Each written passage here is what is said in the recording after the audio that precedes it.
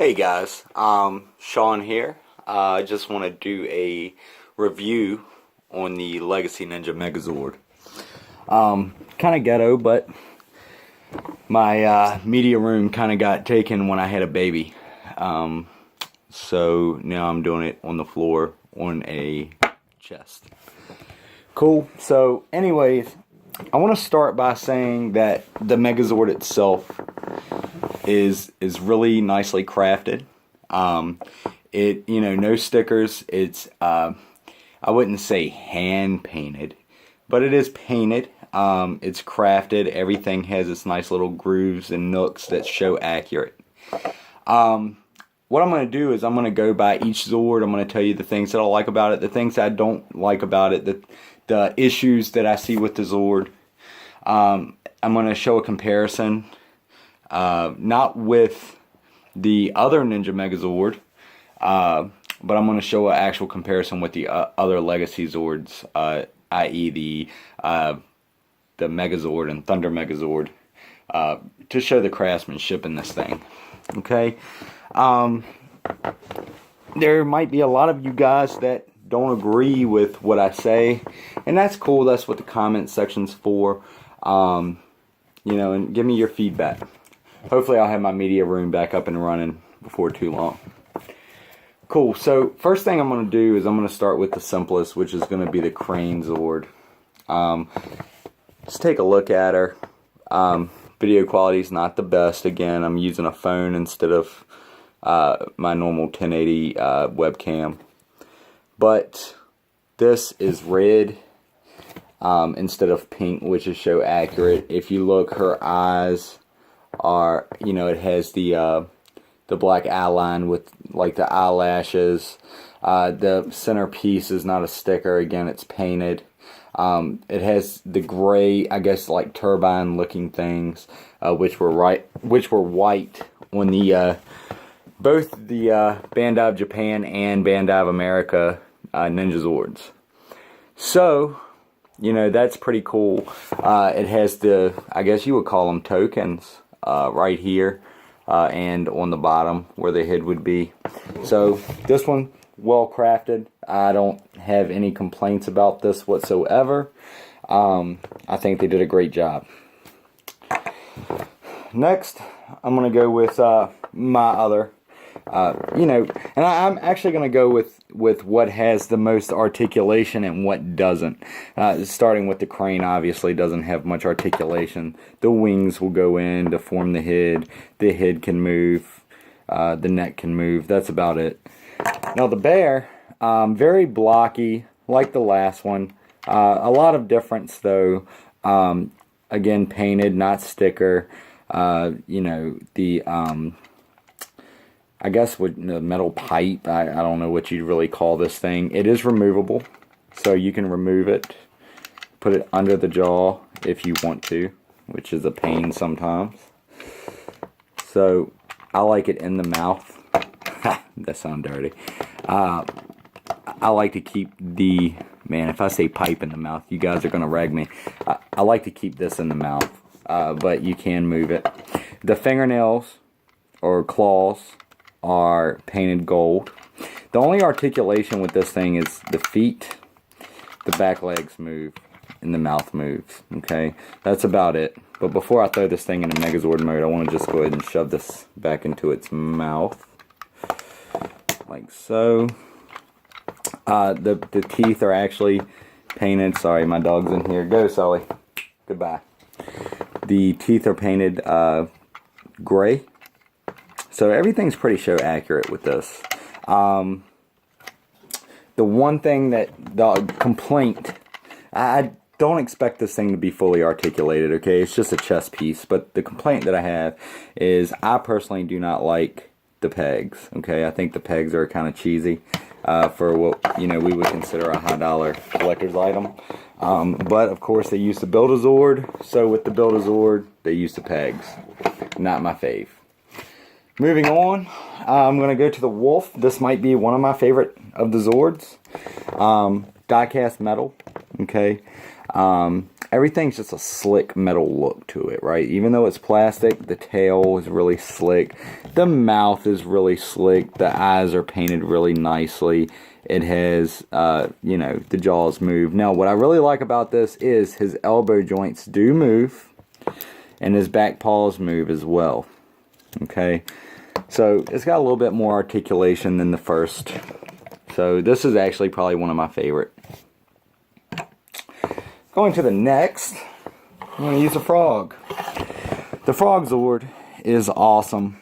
I have absolutely no complaints about this thing whatsoever. The eyes are red. Again, you can't really see because I'm using the front of the camera. The eyes are red.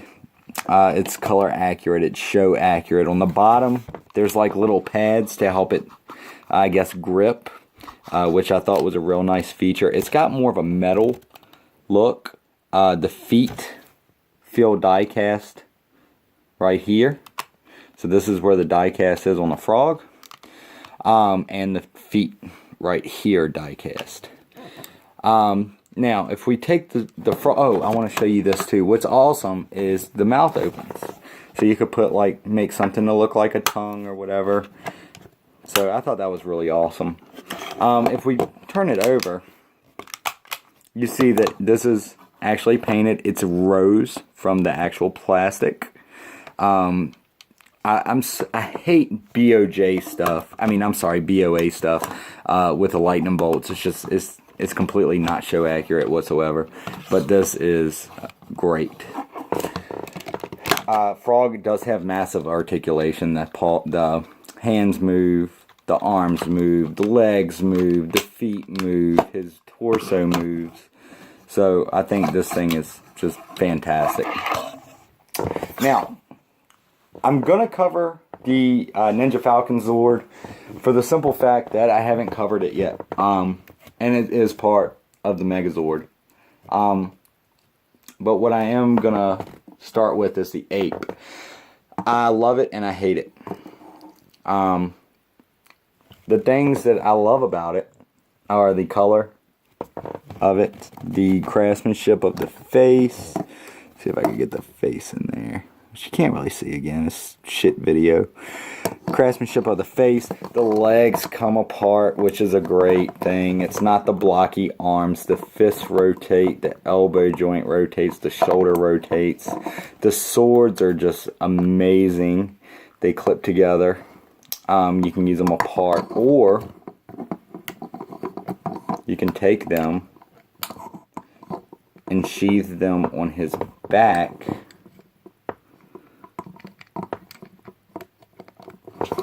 like so. Very awesome. Okay, die cast side here, right here. I don't know if the face is die cast, but I believe it is. Don't quote me. Problem with this, and it's a huge problem, massive problem, is the back piece easily, I'm going to take these off, easily comes apart. This becomes even more of a problem when you have him in the arm mode, okay? The reason why it does that, and I hope Bandai sees, they have a hexagonal opening with a small circle peg. Well, I don't know about you, but circle is not hexagon, and it's not going to stay. So you're going to always have this like gap. It stays a little better when he's in ape mode because the arms actually have little pegs that connect and kind of keep it in place, okay? But as far as the actual fist mode goes, it's horrible. Now, I'll say this. Another thing that I'm not good with is the fact the head doesn't rotate. Now, I know the first one did not rotate, but I don't like the fact that this doesn't rotate because it keeps articulation from the wrist on Megazord mode. So, like I said, love-hate relationship with this.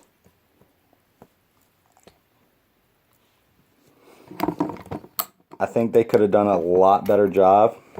And just like how the Thunder Megazord had, you know, you spend $200 on the Thunder Megazord, and then, you know, it had a gangster lean to it. And Bandai ended up sending out a replacement parts to keep the Megazord straight, which were actually just the clips in the legs. I don't know if they're going to have a fix for this, or they're just going to tell us to return it when they come out with new ones, because, you know, Toys R Us has a 90-day return policy. I'm kind of hoping, because I don't want to go and return this. I had to wait for it for so long. I kind of hope they just kind of shuttle out a new Ape Zord and give everybody that's already invested a new Ape Zord. Because that is a big deal for me as a collector. Moving along. This bad boy. He is the meat of the Zord. I mean, he's the biggest of them all. That's the White Ninja Falcon Zord. I got a couple complaints about it. For the most part, it's very well crafted. Die-cast metal feet, die-cast metal on the back. Very heavy Zord. In my opinion, worth this whatever 60 bucks that it was. The mouth opens. I mean, it's got really good articulation. The wing comes apart here. You know, on the sides here. You know, if he goes in for his little signature shooting thing. His feet's fully articulated. His legs articulate. His wings articulate. So really good, really good sword. Now, that's pre-Ninja Megazord. When the Ninja Megazord came out, another problem arose, and all of you that have already looked through YouTube and have done your research will know this thing does not clasp onto the Ninja Megazord like the original. It actually has two little slide-in pieces right here that actually initially slides into what would be the back legs of the bear Ninja Megazord or Ninja Zord, and anytime you move the leg or move the bear, it falls off. I think that's poor design. I don't see there being a fix for that. They would have to completely reconstruct the yellow bear Ninja Zord, and I don't see that happening. But I do see them seeing the problem within the Ape Zord and fixing it. And I encourage everybody to send their complaints into Bandai via email and let them know, because as collectors that spend hundreds of dollars on their products, we expect the best. I mean, complete the Ninja Megazord is 160 bucks or 170 bucks if you bought them off shelf. That's a lot of money. And to have, you know, a half-assed product is not cool by me. Along with the Megazord comes with the fist for the ape and the fist for the wolf. So let's put this thing together, okay? Let's start with the frog. Let's go ahead and just like the last one, pop him up. Cradle his torso in place. Position his hands down. Now, I will say the front feet of the frog can pop off because they're on ball joints. These can pop off, which for you guys that like to pose them with their legs kicked up or whatever, is really cool, because you can pretty much kick with this thing or whatever. It's not a brick. Next, we're going to take the bear. We're going to take them. Now, I want to say this too. One thing I'm upset about the bear is it seems like, and it might just be my Zord, leave comments below. Oh, and it's got this risen, which is really cool. The front paws, the front legs seem really wobbly and not sturdy at all. I'm going to go ahead and just fold those in. Make sure they're in all the way. Spring loaded, or I guess pressure loaded. Pull his feet back. Boom. Torso's made. It's got little pegs that seat right into the frog like such. I'm going to start with the ape. I'm going to take his swords off. Now you could cradle for positioning purposes. You could put the swords back on him once he's in the arm mode. It looks like a little pair of scissors or whatever. Since this thing did not have a weapon in the show other than its fist, which I hated. I thought that was really uncool not to give this thing a weapon, but anyways, now arms are in place the way they should be. Problem is, now, we won't close. Now he will. Now, this is what I'm talking about, you guys. He's closed. The peg's in. And it loosens. Look. See that? I didn't do nothing. He's just loosening out. I don't like that. Now, initially, you will push him in like this to create an arm. But if you were to leave him out, it leaves it with an elbow joint. It leaves him with an elbow joint. I prefer it out. That way I can manipulate the arm better. Throw him on. See what I'm talking about? Now if we push it in, it's just a block. Okay? I like this. And I kind of wish with the wolf there was some kind of maybe clasp here that you could just pull it out and have articulation there also. But I guess Bandai didn't think of that either when they thought they were going to make a $100 product for everybody to buy. Put him together. I'm going to throw the head on him. Head clips on him. The head does not clip on this one. It's kind of just the pressure of the head. So I can see that in the future being problematic. Now, what I was talking about with storage purposes, you can actually take the swords, put them back where he was sheathed. Oh, see, it's coming back. Alright, there we go. And just, you know, something like that, I guess, to keep it. Now the crane, if you look on the bottom, there's a peg. It will automatically pop out when you pull the head out. Position the head in place. Pull the wings back. And put it on. Now, once the head is on, let me slide back so you can see it. There is like a neck lever here that will allow him to move up and down. So if you pose him flying or whatever, that's pretty cool. My bitch about this is it should have been fully 360 articulated so you could turn the head. I think that would have been awesome. Here we go. The big no-no. I'm going to position my Falcon Zord. Yada, yada, yada. This has to be up. So you have to use a ball joint. It has to be up to do this. But all you're simply going to do is flatten this thing out as much as possible. And you're just going to... Done. Head up. Now, pretty nice, right? Cool. Problem is this. I want to show you guys. Oh, sorry, Ninja. My bad, Ninja. White Falcon's out of the picture. Cannot move him at all with his arm, or it will come off. Which is crap. See?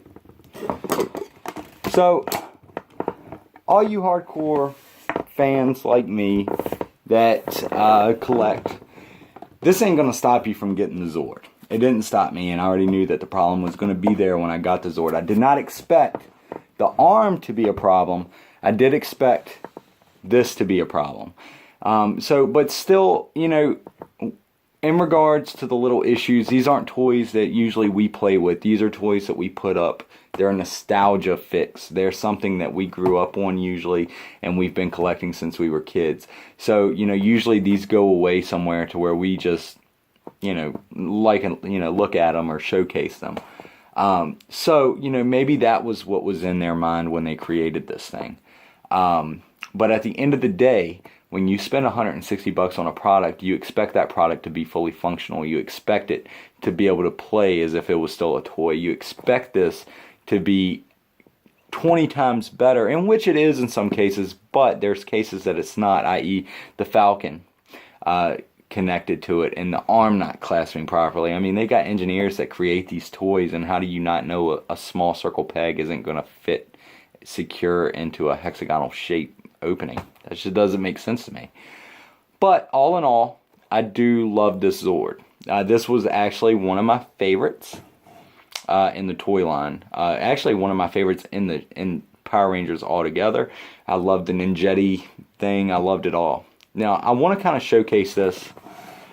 Put it to the side, and I'm going to pull out the original Mighty Morphin Power Ranger Megazord real quick. Just for a quick size comparison. So here is the original. You know, I did a review on the black and gold. I don't think I did a review on this one per se. But if you know me from, you know, the groups and stuff, you know I'm very opinionated about things. I buy a lot of stuff Power Rangers related for collecting purposes. It's a little dusty. Same size, okay, same height. Believe I paid $59.99 for this when it came out. This was the 20th anniversary. $100. This one was way better built. Only problem with this was the sword doesn't fit fully in his hand, which was another design flaw. And the hinge on the Tyrannosaurus leg, design flaw. Other than that, same size. You know, the colors are pretty vibrant on both. So, you know, if you try to compare this with the Thunder Megazord, obviously that's a $200 Megazord that tramples both of these. So that is my review for the Ninja Megazord. I hope you liked it. You know, subscribe to my page or whatever. And soon I'll be back up and running with some professional videos. Y'all take it easy. Happy shopping.